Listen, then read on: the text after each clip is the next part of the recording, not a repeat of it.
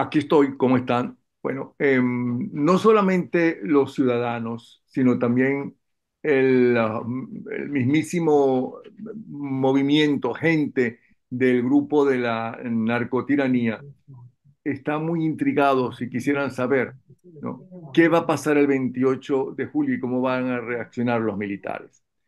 Con una idea que me dio la mayor de la aviación, Reinel Martínez, de la promoción de 1989, estamos haciendo este encuentro con varios de los militares que están en el exilio, pero que hablan con sus amigos que están activos, ¿no? En Venezuela, para saber qué es, primero, qué piensan la gente de la Fuerza Armada y luego qué se dice, qué se murmura, porque evidentemente no pueden hablar claramente porque están sumamente vigilados, para reaccionar, cómo van a reaccionar el 28 de julio, cuando evidentemente va a ganar, por todas las encuestas lo dicen y las manifestaciones que son más que encuestas, ¿no? El Mundo González. Reinela, tenemos varias promociones, ¿no? De los años, desde los años 70 en adelante. Tú perteneces a la del 89, ¿no? Cuéntame un poco eh, por qué están en el exilio, qué es lo que está pasando con los militares. Bueno, gracias, Napoleón, ante Y todo por bienvenidos hacer, todos. Vamos a ir hablando uno por uno. sí, gracias. Ante todo, gracias por aceptar este programa con el personal de las Fuerzas Armadas en su momento cuando estábamos activos, desde como lo dijiste en sus promociones. Y el objetivo de esto es sencillamente una sola cosa, es mandarles un mensaje a nuestros compañeros de armas de que estamos hoy en retiro, pero también estuvimos activos, también conocemos lo que les pasa a ellos, lo que les ha venido pasando y también queremos un futuro mejor para Venezuela. Por eso aquí están mis compañeros de armas, estamos todos aquí para decirles al mundo que las Fuerzas Armadas Nacionales pueden y deben de ser siempre la garantía de un país, la garantía de la soberanía, la garantía de sus leyes, la garantía de lo que es el deber ser, de la rectitud, de los valores. Y por eso estamos aquí, dando la cara diciéndoles que sí se puede, que sí hay una reserva moral y que sí podemos llegar a un nuevo país. Ok, vamos a hablar primero de cómo está la situación actual de los militares para tratar de comprenderlos, porque evidentemente ni los militares tienen mucho conocimiento o entienden a los civiles, ni los civiles y menos los dirigentes a los militares. Esto ya no es de ahora, sino de siempre, o por lo menos eso es de lo que se queja mucha gente. Vamos a empezar con el teniente coronel de la aviación, Rodrigo Mijares. ¿Está bien? Él es de la promoción del 77. Bienvenido, Mijares. Gracias, Napoleón. Por ejemplo, eso del hospital militar, ¿no? Hábleme sobre el hospital militar el que usted conoció y cómo está en la actualidad y qué servicios le ha brindado a usted o a sus compañeros de promoción mientras era militar activo y qué servicios le brinda ahora. Ok, gracias, Napoleón. Soy profesor jubilado y activo de la Universidad Simón Bolívar. De acuerdo a la Constitución, la seguridad social de las Fuerzas Armadas tiene un régimen propio. Pero eso no es nada nuevo, Napoleón. Eso está desde 1949 y está compuesta por 79 instituciones donde están los hospitales y los ambulatorios. El más importante es el Hospital Militar Doctor Carlos Arbelo. Ahora, nosotros, como universidad, evaluamos científicamente el desempeño institucional del Hospital Militar Doctor Carlos Arbelo. Y te voy a dar los resultados. Y el que quiera leer un poquito más sobre estos resultados puede, puede leer la Gaceta Médica, que es de la Academia Nacional de Medicina, y la revista Gerencia y Políticas de Salud. Ahí está todo lo que yo voy a decir en muy pocos segundos. Por ejemplo, se evaluó la calidad de la atención médica de 1990 a 2000. Estábamos en democracia, Napoleón. Y eso tenía un 73% de calidad. Después, en el periodo cuando comenzó el señor Chávez, el 2000-2009, en el 2004 la calidad de la atención médica bajó al 65% y en el 2005 bajó al 46%. ¿De qué estamos hablando, Napoleón? La comparación, por ejemplo, con 473 hospitales en Estados Unidos, se hizo una evaluación similar y estaba en un 83%. Sin embargo, ellos tienen casi $4.000 per cápita por persona para hacer esa atención. Mientras que en el momento democrático, ese 73% estaba con $650 per cápita. Sí. Ahora, ¿cuál es nuestra aspiración, Napoleón, sobre esto? Ujú. Primero, queremos democracia. Después de esa democracia, es colocar las mentes más brillantes y apoyo de los oficiales. Una de las cosas fundamentales de lo que va a venir después de la democracia es la prevención y la promoción de la salud y la innovación tecnológica en esos servicios, en ese servicio de sanidad militar. Y por supuesto, evaluar las políticas públicas que generen el bienestar de toda la familia militar. Pero hoy en día, todo tipo de militar, no importa de su graduación, no, puede ir al hospital militar en los diferentes estados del país. Mira, yo terminé de evaluar los hospitales hace 3 años con la Universidad Simón Bolívar y organismos internacionales. Y lo que hay evidencia es que como escasea mucho el agua, entonces, y no hay detergentes para limpiar los hospitales, Sí. tenemos una infecciones producto de las atenciones médicas en un 25%, Napoleón. Eso significa que de cada 4 venezolanos, uno tiene una infección dentro de los hospitales. Eso es lo que significa eso. Y ahora, no hay medicamento, eso lo sabemos todos. No hay el mantenimiento de los equipos médicos y eso, por supuesto, con un bajo presupuesto, porque el presupuesto el último que yo conocí ya tenía un déficit bastante importante con respecto al presupuesto que se tenía O originalmente sea que está durante la sufriendo lo democracia. mismo que la población, el resto de la población venezolana, va, entiendo. Exactamente, Ajá. Ahora, yo exactamente. quisiera que alguien me comentara, que diga, Reinela, eh, ¿qué entienden ustedes por disciplina y obediencia? ¿Quién puede responderme a eso? Bueno, para eso tenemos un buen abogado aquí, Napoleón. Tenemos dos abogados en línea y que ellos conocen a plenitud lo que son las respuestas para eso. Rafael, ¿nos quieres dar una buena idea sobre eso? Sí, mi mayor, por supuesto. Buenas tardes, señor Napoleón. Buenas tardes, Eh, Rafael. Preséntate, bueno, por favor, mi- Rafael. ¿De sí, qué mi promoción nombre es, eres? Ah, dime. perfecto. Mi nombre es, yo soy capitán retirado Jiménez Gaudet Rafael Alejandro, perteneciente a la tercera promoción Batalla de Ayacucho, egresado de la EFOFAC en el año 2008. Eh, pues bien, tomando el tema con respecto a la disciplina y a la obediencia, vale recalcar que siempre han sido pilares fundamentales en la institución militar. Eh, Sin embargo, bueno, partiendo de lo que es la disciplina, bien podemos determinarlo como esa conducta sistemática, programada en función de lo que nos establecen las normas y leyes, ¿ok? Para un buen desenvolvimiento dentro de la sociedad y como tomando como concepto la obediencia. Vale recalcar, señor Napoleón, que hay una muy delgada línea entre lo que es la obediencia dentro del marco de la legalidad, ¿bien? Eh, Porque simplemente el concepto lo dice, la obediencia parte de hacer, o mejor dicho, de cumplir con una orden de la persona que está mandando. En este caso, dentro de las instituciones militares, por supuesto, el superior jerárquico, quien lleva el mando, el comando de nuestra unidad, pues a él le obedeceremos, pero hay que recalcar que de qué se tratan esas órdenes que nos estén dando, si están dentro de un marco legal o si simplemente al nosotros obedecer vamos a contravenir una norma que por supuesto va a estar muy por encima de una Ahora te orden. pregunto, tú evidentemente hablas con amigos tuyos que todavía están activos en el ejército, evidentemente que tratan de que no se entere el régimen de cuando puedan hablar, para que hablen libremente ustedes dos. Ellos te dicen qué se murmura, qué se dice entre los militares activos, ¿no?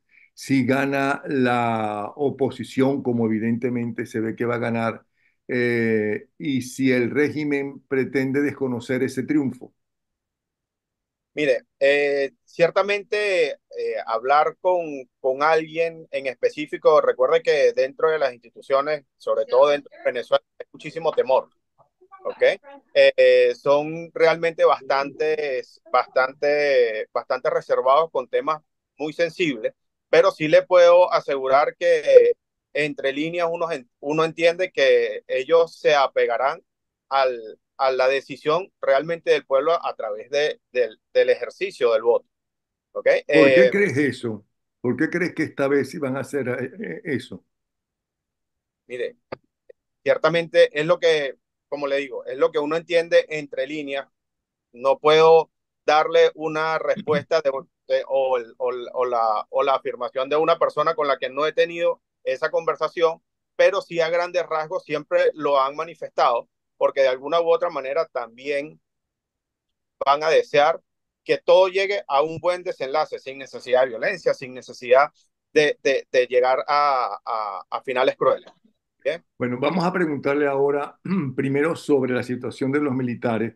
Yo quisiera preguntarle al mayor del ejército, Hugo Parra, de la promoción 2003, eh, si los militares en general usan el IFA, que por durante tanto tiempo fue tan importante. Yo recuerdo de pequeño que allá en el IFA, cuando no se puede importar absolutamente nada en Venezuela, ahí había absolutamente de todo, de lo nacional y de lo que se necesitaba de las nuevas tecnologías que aparecieron allá en los años 50, sobre todo en los Estados Unidos. Y si pueden, si todavía tienen seguros Horizontes, si tienen la póliza médica y la funeraria, que fueron unos alcances bien excelentes para subir el nivel de vida de los militares. ¿Qué dice el mayor Hugo Parra? Buenas tardes, ¿cómo está, señor Buenas tardes. Napoleón? Le habla el mayor ejército Hugo Enrique Parra Martínez, perteneciente a la Promoción General División Fernando Rodríguez del Toro. Cuando usted me habla del IFA, nosotros vemos una entrevista del expresidente Hugo Rafael Chávez Frías en el 2000, en el 98, donde él da referencia a que los sueldos de un militar, de un comandante del ejército, era aproximadamente 1.100 dólares.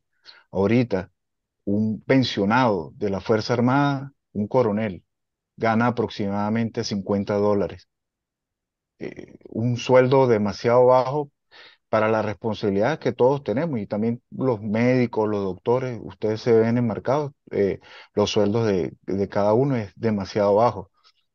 Con respecto a los seguros Horizonte, el seguro Horizonte ahorita no se está cumpliendo. En los años 2003, cuando yo me gradué, sí se estaba llevando a cabo los seguros Horizonte. En el año 2018 a mi madre le iban a operar de un cáncer. Ahí le doy el reflejo de lo que es Seguro Horizonte. No existía ya no existía el Seguro Horizonte, porque tuve que apelar al IFA, quedarme 4 semanas allá para poder ser atendido, para que le fuera atendida, para hacerle una realización de un cáncer, de una operación de un cáncer que tenía en el 2018, lo cual después tuve que sacarla para Colombia, lo cual le hicieron las atenciones y las radioterapias. Y lo más importante recalcar es que, bueno, nada de esto se está cumpliendo en la actualidad. No tenemos, los militares no tienen seguros Horizonte. El IFA está en cada día de crecimiento, donde hay es preferencia. Si tú tienes amigos, puedes llegar a esos resultados, conseguir las ayudas. De resto, tú no puedes optar esas ayudas. Y lo más importante es que los órganos del Estado emanan de la soberanía y para ello estamos sometidos. Yo le hago un llamado a mis compañeros subalternos a que nos acatemos a la Constitución de la República Bolivariana de Venezuela en la defensa y desarrollo integral de ella, que nosotros nos debemos a ella, como lo dije en este momento, a la soberanía. Ok. Pero, ¿qué has escuchado? Que te ha dicho algún militar activo o que le han dicho a un otro militar que está en Venezuela que ya no es activo, pero con los cuales conversan. ¿Qué crees que va a pasar el 28 de julio, dado el caso que el régimen no acepte el triunfo de la oposición? Señor Napoleón, lamentablemente, mire, le voy a contar mi experiencia propia. Yo he hablado con un compañero que estaba activo y lamentablemente se lo llevaron para el DIGESIN. Tienen todas las redes, eh, le puedo llamar, están interferidas y, no, y es difícil la comunicación. Y si entre ellos se comunican, de una vez llega el DGCIN y toman acciones, meterlos presos, averiguaciones. Es complicado. Yo me he podido más que todo es comunicarme con compañeros que están retirados y están en Venezuela. Esperamos que ellos se apeguen a la Constitución. Por eso le hago un llamado a mis compañeros, a mis que ya son ahorita coroneles, para que respeten la Constitución y la soberanía de nuestro pueblo. Ese es Sí, perdón, termina la oración, por favor. sí, bueno, el respeto a la Constitución. Hago un llamado a ellos. Le pregunto al teniente de la Guardia Nacional, José Faría, de la promoción tercera del 2007, la promoción de la EFOFAC. No sé si está bien Bu- lo que estoy No, diciendo. buenas noches, Napoleón.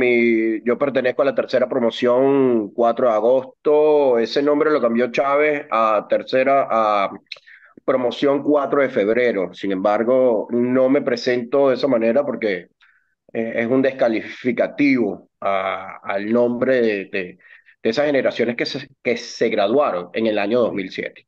Háblame Entonces, del el nombre salario correcto es, militar. sí, eso es una opinión muy particular mía. El nombre de mi promoción es Tercera Promoción 4 de agosto. Mi nombre es José Faría y soy teniente retirado de la Guardia Nacional. Ok.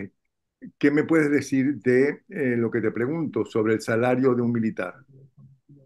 Fíjate, yo egresé en el año 2007 como te lo estaba recalcando ahorita. Sí. Para este año yo percibía 1.251 bolívares. Eso era el equivalente a $582 según el cambio la tasa de cambio de ese año. 582, 81 bolívares. Perfecto. Durante los años de servicio que estuve en las Fuerzas Armadas, específicamente 4 años y medio, la inflación de Venezuela era bastante notable.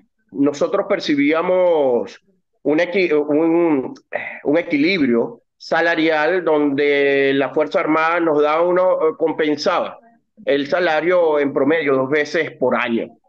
Sin embargo, este, la inflación de la nación, de la economía de la nación, arropaba ese dinero. Es decir, simplemente el poder adquisitivo no te permitía ir más allá de cierta planificación financiera.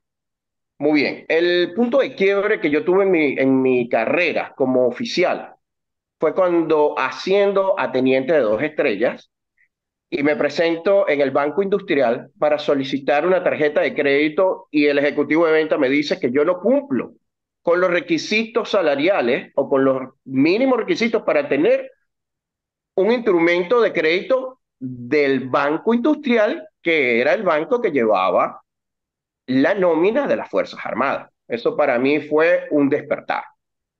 Ahora, si bien es cierto, yo me retiro de las Fuerzas Armadas en el año 2011. Si yo te hago un extracto del 2011 a actualmente, el año 2024, podemos meter indicadores como devaluación de la moneda, tenemos que meter indicadores como hiperinflación en el país, tenemos que meter comentarios como un auge hiperinflativo de la sociedad venezolana. Y sobre todo tenemos que ver el bloque que acaba de mencionar el mayor Parra, sobre todo en ese periodo del año 2017, al año 2020, donde el salario mínimo del Estado llegó a estar en $1, el equivalente para un oficial subalterno de $8 mensuales. Es decir, que el salario desde el año 2007 al 2024 es un perfecto, una perfecta destrucción sistemática económica que tiene un militar. Es por ende, los más desfavorecidos aquí han sido los militares retirados, eh, eh, pensionados. Hay un instrumento que hoy en día sí he conversado con varios compañeros, indiscutiblemente estoy en contacto con ellos, y me comentan que hay un instrumento que se llama como plataforma patriótica. Entonces, ¿qué sucede? Es una plataforma que incentiva bonos de la guerra, bonos de alimentación, pero solamente para los militares que están activos. Pero los más vulnerables, que son los que están en retiro, no perciben esa indemnización Pero económica. los militares activos están conformes con el sueldo que tienen y esos bonos que les dan. No, no están de acuerdo, porque muchos de ellos tienen otros trabajos. Mm. Simplemente se dedican a ser militares y otros dependen de unas compañías o otros simplemente hacen actividades económicas de comercialización de productos. ¿Y qué has oído o que han oído otros militares retirados que pueden conversar con militares activos personalmente sobre el 28 de julio y la posición de la Fuerza Armada si el régimen no quiere reconocer el triunfo de la oposición? Y Julián, pregunto tanto eso porque los eso no primeros que se dicen que habla. no lo No, van a no, no, es que reconocer la es respuesta, Maduro y tengo que Diosdado dar una Cabello. respuesta concreta, eso Ajá, no se habla. Ajá. No lo hablas.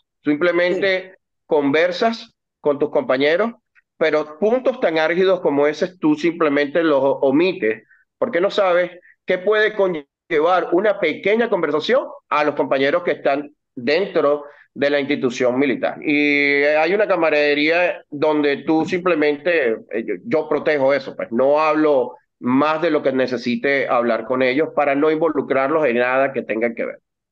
Ok, voy a preguntarle ahora al capitán de la Guardia Nacional, Rafael Jiménez. Sí, Sí, Rafael Jiménez.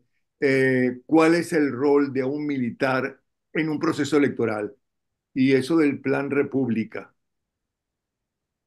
sí, bueno, señor Napoleón, básicamente la Fuerza Armada Nacional debe cumplir, primero que nada, custodiar todo lo concerniente al cotillón electoral desde el momento en que llega, que es trasladado desde las sedes desde los almacenes del CNE ubicados en Guarena hasta las unidades eh, destinadas. Posterior a eso, a los centros electorales, hacer la custodia de ese material electoral y durante el proceso o la jornada electoral deben custodiar de las instalaciones. Ojo que es importante e imperativo recalcar que si bien es cierto que ellos cumplen un rol bastante importante como es el mantener eh, digamos, el dinamismo y la cordialidad dentro del buen desenvolvimiento y apegado siempre a las leyes, el jefe electoral, quien es designado por el CNE, es un civil y es realmente esto un acto cívico en donde no se debe bajo ningún concepto tratar de convertir los centros electorales en cuarteles, ¿bien? O sea, siempre deben estar apegados a las leyes, deben estar apegados a los reglamentos, quise decir, para que se lleve a cabo un buen desenvolvimiento de la actividad electoral.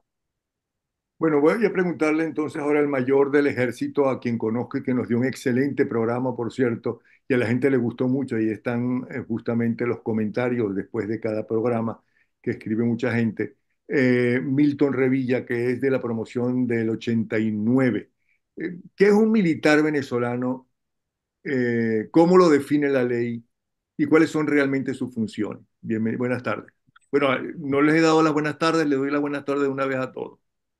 Buenas noches, Napoleón. Voy a decirte que ¿Verdad? es Pues un ya es de militar. noche. Ujú. Sí, voy a explicar qué es un militar. desde el punto de vista académico. Un militar es una persona que está anudado a una relación de servicio con la Fuerza Armada, por lo tanto ejerce funciones operativas, técnicas, logísticas, administrativas y docentes para la preparación y el empleo de las unidades militares en cumplimiento de las misiones encomendadas a estas. Eso es un militar. ¿Que un militar venezolano? Debería ser un ciudadano nacido en Venezuela que cumpla con este tipo de actividad. Eso debería ser un militar venezolano. ¿Qué dice la Constitución? Porque yo en esto soy bastante, yo prefiero ser más académico que otra cosa. Dice que la Fuerza Armada constituye una institución esencialmente profesional, sin militancia política, organizada por el Estado para garantizar la independencia y soberanía de la nación. Palabras más, palabras menos, eso es la misión que debe cumplir un militar. Desde el año 1993 se hizo un proyecto para quitarle a la Fuerza Armada Nacional la ejecución del Plan República. ¿Por qué? Porque esto es un acto cívico. Lo que pasa es que en Venezuela tenemos el grave problema de que todo se hace costumbre. Entonces, como había aquella época de la guerrilla y había que resguardar el material electoral y garantizar que las elecciones se cumplieran en paz, utilizaban a los militares para este tipo de actividades. Pero es claramente demostrable, como se demostró el año pasado con la realización de unas elecciones primarias por parte de un grupo de personas de Venezuela, todo lo hicieron sin necesidad de los militares. Entonces, esto ha demostrado y ha echado por tierra el mito de que para que una elección se ejecute de manera exitosa necesita de la Fuerza Armada Nacional. ¿Qué has escuchado o qué piensas tú? No lo que deseas, sino lo que piensas tú si el 28 de julio gana la oposición y el régimen, como ha dicho tanto Maduro como Diosdado, no acepta la que perdieron. Voy a ratificar lo que han dicho la mayoría de los militares.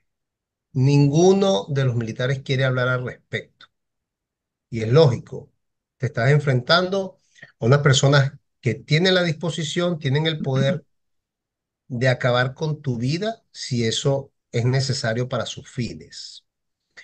Yo, por el contrario, quiero hacer una reflexión y lo dije en tu programa. El militar no es un árbitro de la ley. Yo lo que percibo en el componente militar, en todos los componentes militares, lo que percibo es un hastío, por no decir que están obstinados de la vida que llevan. Esa es la realidad del militar venezolano. Que hay unos militares que se ríen, sonríen, y se congracian con la forma en que están llevando su vida militar, bueno, porque son favorecidos de una u otra forma por algunos superiores que obviamente son beneficiados eh, en su servicio militar. Sí, es ese pequeño grupo, ¿ok? Pero lo que lo que existe en el medio militar es un gran cansancio, un gran hastío, y te lo voy a decir cuáles son los indicadores. Esta es una Fuerza Armada Nacional que se le han ido en menos de 3 años más de 40.000 profesionales. Eso es lo que ha ocurrido aquí en 3 años. Más de 40.000 personas se han convertido en desertores. Imagínate que hay un concepto tan interesante de disciplina, que dice que es la norma que a los militares debe sujetar su conducta. Tiene como base la obediencia y un alto concepto del honor. ¿Tú sabes lo que es para un militar convertirse en desertor? O sea, lo que tiene que llegar a ocurrir en la vida de un militar para que él incurra en aquello que se llama deserción, donde la etiqueta es cobardía de poder afrontar una situación. Bueno, estos militares decidieron no seguir en la carrera de una obediencia indebida y prefirieron irse de Venezuela a otro país, convirtiéndose en desertor, cometiendo un delito. Okay. Perdona que te Entonces, lo que hay es un interrumpa, que gran está bien cansancio. interesante, pero nos quedan 5 minutos y hay dos Voy a, compañeros voy a tuyos que no le concluir he con algo. preguntado. Voy Termina. a concluir con algo rapidito. Ujú. Aquí el problema no es cómo van a actuar los militares. Aquí el problema es que los militares deben entender una sola cosa. Los que están buscados por narcotráfico, por corrupción y por delito de lesa humanidad es un grupo muy pequeño. Y militar que use sus armas en contra de un pueblo que está solicitando y necesitado solamente de expresar su voto y que se le respete, se convierte en asesino. Ese es el término. Es un asesino. Y a esa es la realidad que van a enfrentarse quien reciba una orden contraria a lo que sea la voluntad del pueblo el 28 de octubre. Gracias, Revilla. Creo que el teniente de la Guardia Nacional, Juan Moisés Becerra, tiene problemas porque tan pronto aparece como no aparece. Sí, ¿Me yo estás creo que mejor, escuchando? Napoleón, si quieres darle pase a mi comandante Guillermo Beltrán, que es un piloto experimentado de F-16, porque Perdona, Moisés, ya está viéndome ya Moisés está Juan viendo. Moisés Becerra. ¿Me oyes, Sí, Becerra? Sí, le escucho, señor Bueno, mira, Napoleón. pues tú eres de la Guardia Nacional, que era el componente más cercano a la gente, ¿no? Sí, ¿Puede un militar hoy en día salir a la calle con el uniforme, por ejemplo, de la Guardia Nacional o de otro componente? Y si no puede, ¿por qué? ¿Por qué no puede hacerlo? definitivamente no puede porque debe sentirse con una profunda pena al ser llamado a un papel que no puede jugar, a una responsabilidad para la cual fuiste formado, creado, condicionado y actualmente pues no, sencillamente no lo puedes hacer. Ejemplo, lo que está ocurriendo ahorita, pues ni siquiera podemos dar un nombre porque lejos de comprometer a un compañero, es un hermano. Esto es una hermandad, mi mayor lo decía ayer, tú terminas con la prima, con el amigo. eh, yo soy compañero de Faría, o sea, su papá viene siendo como mi papá, le pido la bendición a su mamá, a su papá, porque son situaciones que tú vives, te conectan de forma profunda, pues. Y en el campo militar daría vergüenza cuando tú juraste ante la Constitución y juraste con las funciones propias que tiene cada componente y no puedes hacerla. Mira, Napoleón, para resumirte de mi experiencia, estuve de comisión en varios retenes penitenciarios y muchas veces y tuve muchísimos problemas. De hecho, yo fui uno de los oficiales que arrolló una tanqueta, murió un compañero mío tratando de salvarlo y yo tuve que vender mi carro para poderme pagar mi operación.